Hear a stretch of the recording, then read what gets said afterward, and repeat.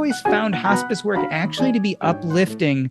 If you think about it, as doctors, we're always afraid that we're going to go in, not make the right diagnosis, not be able to help people, not be able to fix what's wrong.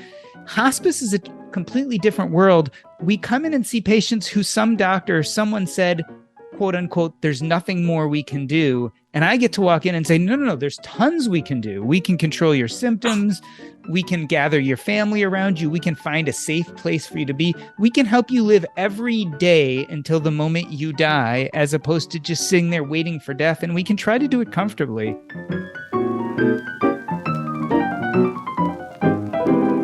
Hello, and welcome to Not Born Yesterday, a podcast dedicated to older adults and the challenges and joys of aging. I'm Miriam Goodman. Not Born Yesterday is brought to you by Next Village SF, a local nonprofit providing older adults in the Northeast neighborhood of San Francisco with support to help age in place. I'm Lynn Winter-Gross.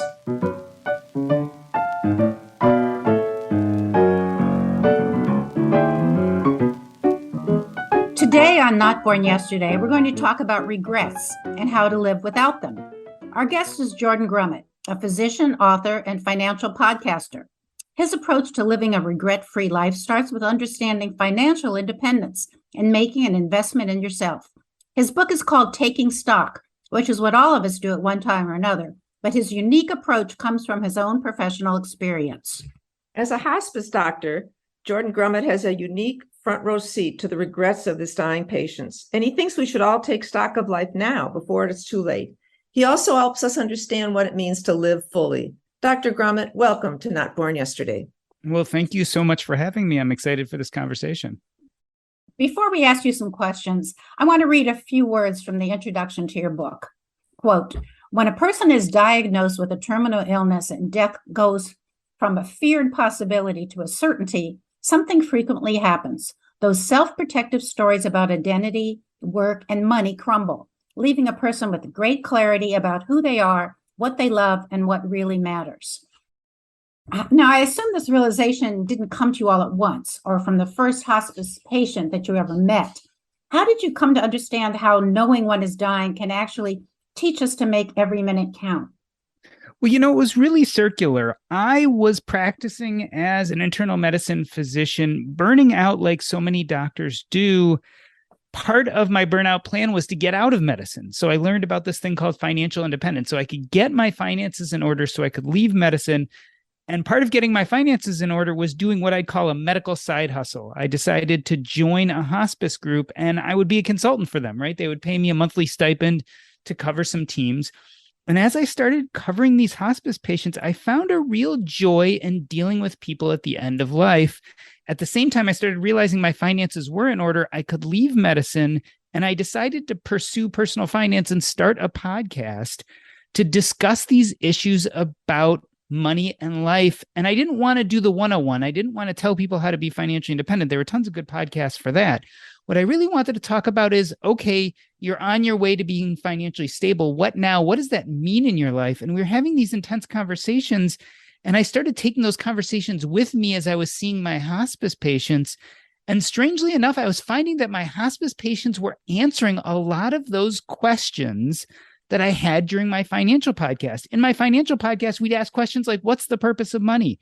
And what's really important in life? And what are really those goals we want to have? And what is enough? And then I would see these hospice patients who would never complain that they didn't make more money. They'd never complain that they didn't work another weekend or night. But what they would complain about is that they never had the courage to pursue those things deep down inside that were really important to them. These things that they always wished for or dreamed about when they were a child or wanted to do when they were adult, but there was never time. And they never gave themselves permission to pursue these things because they were too busy doing the adult things we all do, like making families and making lives and more importantly, making money. And they found that they used all those things as an excuse to never pursue their dreams. And then all of a sudden you're told that you're going to die. And it actually gives you permission to drop all of societal's expectations, all of those plans of what you think you need for the future, and actually look at your true wants and needs right in the face. And I was seeing hospice patients do this over and over again. And my first thought was, why aren't the rest of us doing the same thing? when we have so much more time? Like, why are we waiting till we're told we have 6 months or 6 weeks or, God forbid, 6 days?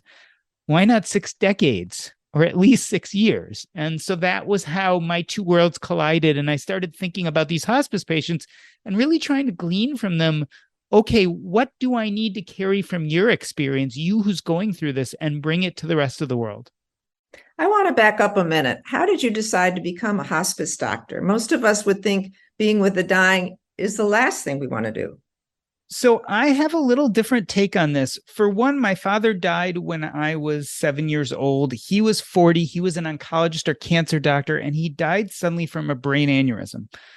So I grew up with this idea of death being a specter in my life. It's probably the reason I became a physician, because I wanted to be just like him. Interestingly enough, my first week of medical school, I went and volunteered at the inpatient hospice at the hospital that I was working at. So my first patient encounter of all of medical school was as a volunteer for a hospice family on the hospice medical floor. So I knew, because I had gone through this and I had struggled with this idea of my father dying, that death and dying wasn't something that scared me. In fact, I felt like I had a unique experience to bring to the table.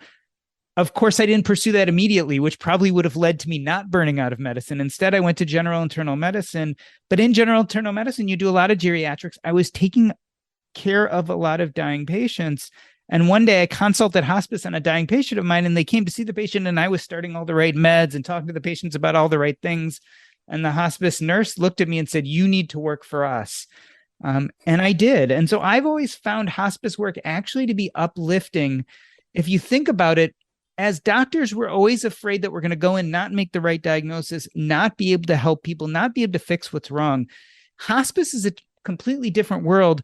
We come in and see patients who someone said, quote unquote, "there's nothing more we can do." And I get to walk in and say, no, there's tons we can do. We can control your symptoms.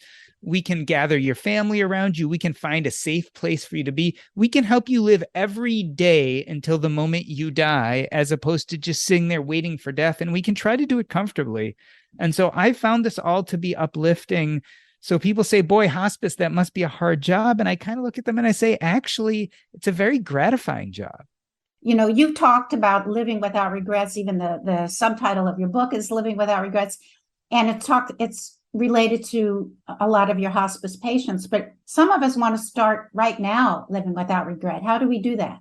So one of my favorite sayings in hospice is we tend to die the way we live. And so a lot of people are afraid of having a bad death, a death in pain, or a death with lots of regrets. And I always tell people, well, the way for that not to happen is actually to live a regret-free life. And how do we live a regret-free life? Well, we have to start looking at what's important to us now.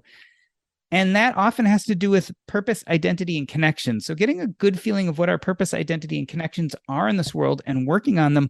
I've been with hospice patients who've come to terms with these things within months of dying. So certainly those of us who don't have a terminal diagnosis can start anytime. And I'd love to help people start in their 20s and 30s. But the truth of the matter is, a lot of times people don't get to these issues until they're financially stable, until they've had their families, until they feel like they have enough money in the bank. And that's the only time they finally give themselves permission to start talking about these things. So I would say that anyone, even a hospice patient, can start thinking about how to be regret-free when their time comes. But the sooner we do it, the more likely we're probably able to resolve some of those life issues earlier.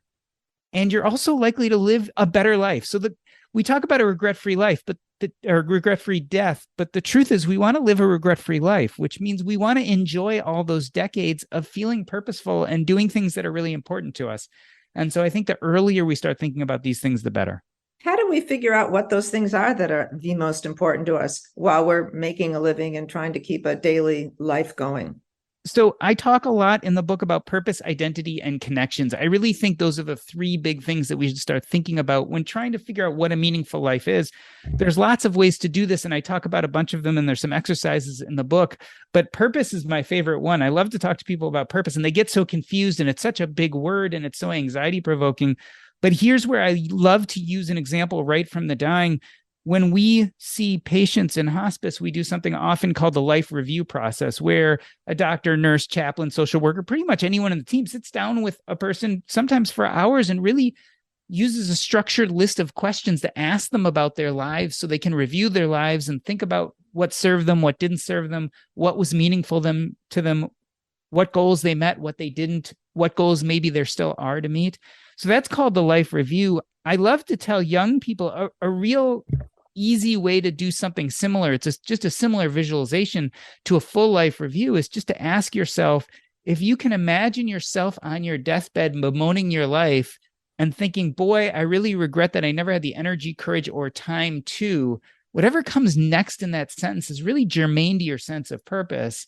And so I like to have people kind of do that visualization, but you could do a full life review. And there's an example actually in the book, chapter 1 at the end, where people can go through a series of structured questions. So I think when it comes to purpose, that's a great way to start.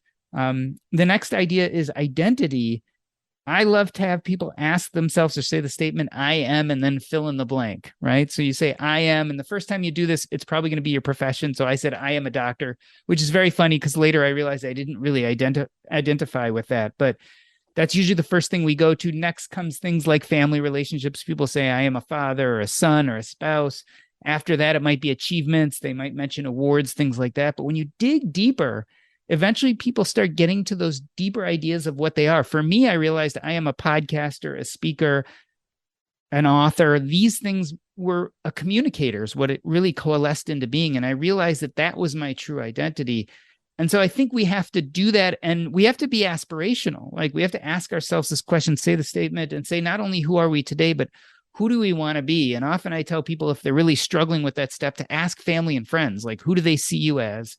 And the idea is once you start doing these purpose and identity exercises that can take weeks and months and sometimes even years. I'm not talking about just sitting down for 5 minutes and figuring this out. But once you start figuring out your purpose and identity, the connections naturally follow. I often tell people that as a doctor, I didn't have many doctor friends and I hated hanging out in the doctor's lounge. And I often got embarrassed when I went to a party and people were introducing themselves and saying what they did for a living. And I had to say that I was a doctor. And I actually felt shame, which was awkward and weird because it's a very proud profession. It was only years later when I started identifying more as a communicator that I realized that this identity I was wearing like a cloak on my outside, this identity of being a doctor, didn't fit that inner identity. And that disconnect just made me feel awful.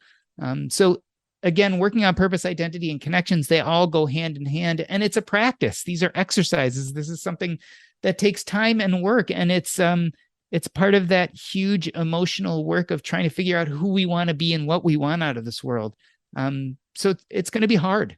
I tell people this is not easy work, but it's very important work. You know, you've written that there are all these tough questions we need to ask ourselves about goals and relationships and fears and other things.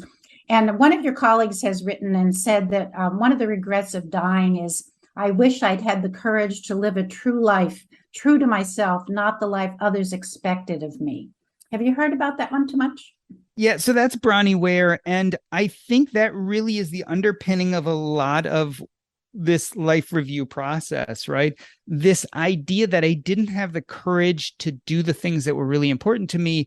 In other words, I was born or given these scripts of what should be important to me, and I spent all my life pursuing those instead of what I truly wanted. And that's the major money script, right? So we spend a lot of time making money in pursuit of some net worth number, some amount of money in the bank account.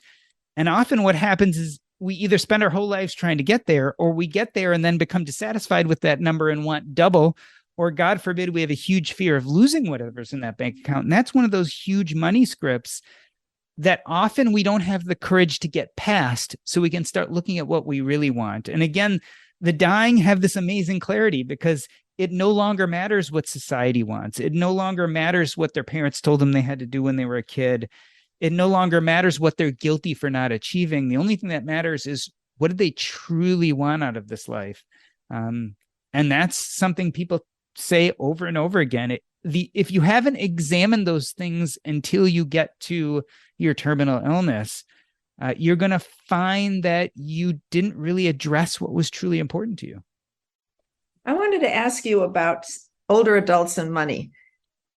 We're afraid, many of us are afraid that we're not going to have enough money to last us if we need to bring in care, if we need to go to a senior residence. that we're not going to have enough money till the end because we don't know how long we're going to live and how many months we're going to need to pay all these extra expenses. What do you say about that? I agree. And I think it's something we have to think about and budget for, et cetera. But I'll tell you, almost every person, you ask them if they have enough money and they almost always want more, double, a third more, a half more. Most people, if you ask them what their money goal is 10 years ago, they'll often tell you something they far surpassed by now. So I think it's always a concern. And there's no question that we have to learn how to defer gratification for later on in life, whether that be retirement or our medical needs as we get older or what have you. But the worry about needing money in the future can't take away the developing a sense of why you're here today and what you're supposed to do on this earth. If it robs from you this sense of meaning and purpose, then ultimately you're going to have that same regret that Bronnie Ware was doing, that you never had the courage to do what was truly important to you. So in your book, you talk about financial independence as a way to gain this purpose and self-actualization, I guess, everything about it. But how does having enough money really lead you into finding this purpose? A lot of us say, well, I don't know what my purpose is. So I would say the exact opposite. I would say that we should work on purpose, identity, and connections first. And then once we do that, we can then develop a financial structure or framework to use it as a tool to spend our time doing those things. So again, I think there's some structured ways we can go through and try to get a hold of what our purpose and identity are, some of those exercises we talked about before. But I think you actually have to put your finances on hold and do that first. Because what people don't realize is they look at money as a goal and then they get to that goal and they don't know what to do with themselves.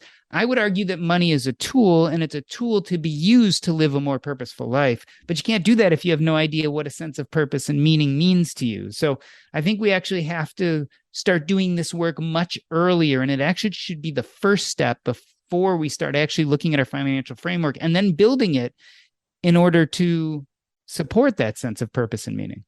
I wanted to ask you a little bit more about the hospice experience and grief. You talk about people are sort of coming to terms, but there must be family members there who are grieving, and the patient herself or himself must be grieving. Do you have any advice for how to deal with this grief?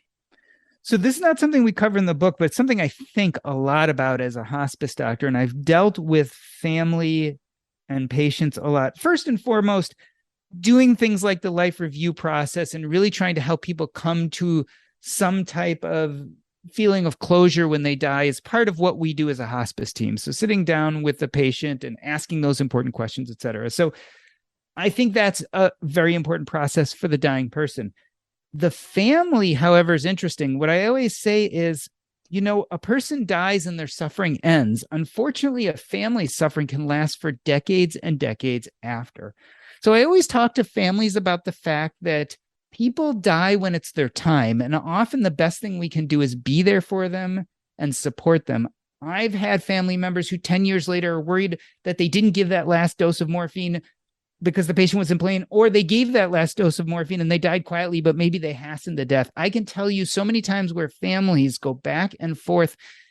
Guilt is the most difficult part of grieving, and it's a normal process because we love the person who died. So it's normal that we feel guilty and wish we could have done more for them. So I spend a lot of time talking about families, about letting the guilt go, realizing that you did all you could do for your loved one. They are not suffering anymore, and they wouldn't want you to feel guilty the rest of your life about what happened with them. They'd want you to start to move on. So we talk a lot about letting go of that personal sense of guilt. I shouldn't say never, but almost have never met a loving family member who didn't at least feel some guilt at the death of their loved one, even if it was a great death. I've watched some of the greatest, most peaceful, perfect deaths with family all around, et cetera. But when you love someone who dies, you tend to have that little twinge of, I could have done something different if only we had caught it sooner, et cetera, et cetera, et cetera. I really try to help family members let go of that guilt because I want them to have decades of happiness and remembering their loved one and smiling and not feeling sad because something didn't happen exactly the way they expected it. Is there anything else that you'd like to add before we end? I just say that it's been pretty eye-opening being a hospice doctor. Not only has it informed my thoughts about money and living and regrets, but it's also given me a great sense of calm. Most people die quietly and peacefully and with family around them. And it's one of the things that scares most people in life is the fear of what death will look like.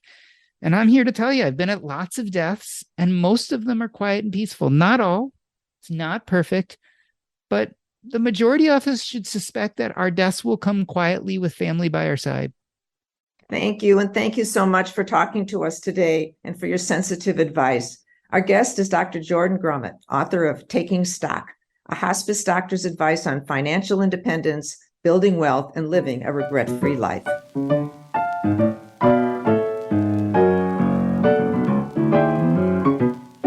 Today on News You Can Use, we have a question. Do you think you'll know when it's time to give up driving? Many of us remember the conversations we had with our parents, urging them as they got older to give up their cars, and most of them disagreed.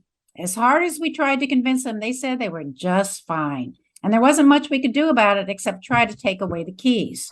Now that we are reaching an age where we don't have the reflexes we did when we were younger, what will it take for us to let someone else do the driving? If you're considering whether you should give up the wheel, ask yourself these questions. How certain are you that your eyesight, hearing, or reflexes are good enough to keep you driving safely? Do you have stiffness or joint pain that makes it hard to turn your head away from the steering wheel or to move your foot quickly from the gas to the brake? How is your night vision? Is it challenging for you to drive after dark? Kaiser Permanente research confirms that people over 70 are more likely to cause accidents than any other age group except drivers 25 and under. Because older drivers' bodies are more fragile, they're more likely to be seriously injured or die from accidents. If you're not sure you fit into the category of giving up driving, here are some warning signs to watch for. Other drivers often honk at you because you're driving too slowly. You're having accidents, even if they're only fender benders. You have trouble staying in your lane. You get lost, even on roads you know. You get scared or nervous when you drive. Cars, pedestrians, and bikes sometimes seem to appear out of nowhere, and you occasionally miss traffic signals when you do drive. And what about the financial cost of driving? People think it may be too expensive to give up their cars and use ride-sharing companies like Uber, Lyft, or taxis. But think of the money you'll be saving on insurance, gas, parking lots, car registration, smog checks, garage fees, and annual repairs. Yes, driving does represent freedom, and it's not easy to give up that freedom. If your family, friends, or doctors are suggesting it's time to stop driving, maybe it is. Many who have stopped miss it, but have found they enjoy the stress-free days of letting someone else take the wheel.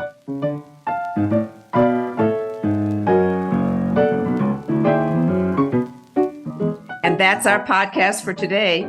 Our thanks go to Dr. Jordan Grumet, author of Taking Stock. You can learn more about Next Village SF at their website, nextvillagesf.org. Our theme music is from Hook Sounds, and Jason Dahlstadt is our engineer. And thanks for listening. We'd love to hear what you would like us to discuss and discover. Please contact us at nbypodcast@nextvillagesf.org. Be well, stay strong, and remember, you weren't born yesterday. I'm Lynn Winter Gross. And I'm Miriam Goodman.